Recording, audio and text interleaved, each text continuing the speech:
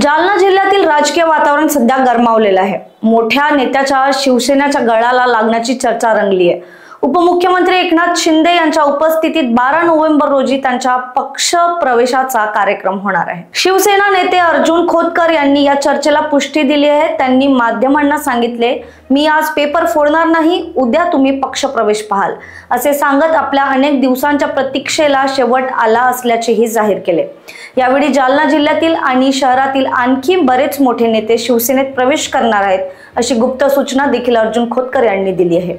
या हालचालीमुळे जालना जिल्ह्यातील राजकीय समीकरण मोठ्या प्रमाणात बदलण्याची शक्यता आहे। हे बघा, खूप दिवसाची माझी प्रतीक्षा आता या ठिकाणी संपलेली आहे। पेपर मी काय आज फोडणार नाही, परंतु ज्या गोष्टीची वाट आम्ही गेली अनेक वर्षे पाहत होतो, अनेक दिवस पाहत होतो, ती उद्या प्रतीक्षा संपल आणि एक मोठा मासा ज्याला म्हणता येईल, खूप मोठा मासा गळाला लागलेला आहे। त्यांच्या व्यतिरिक्त आणखी काही पक्षप्रवेश होऊ शकतो? भरपूर आहेत, काय अडचण नाही, रांग लागलेली आहे आमच्याकडे।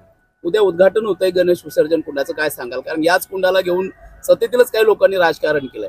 नाही असं नाही। बघा, ते गणेश भक्तांना विचारा किंवा देवी भक्तांना विचारा की बघा, राजकारण आम्ही करत नाही, राजकारण ते करतात। आम्ही खरं तर दरवर्षी 2-3 मुलं गणपती भक्त त्या ठिकाणी मरायचे पाण्यामध्ये बुडून।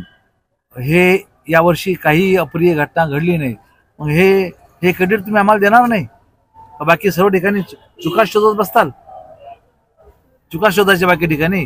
ठीक आहे, त्यांना काय बोलायचं त्यांचा विषय, आम्ही या संदर्भामध्ये भीक घालत नाही आणि चांगलं काम केलं, चांगलं त्या ठिकाणी। Bureau report, Lokvahini media, Jalna.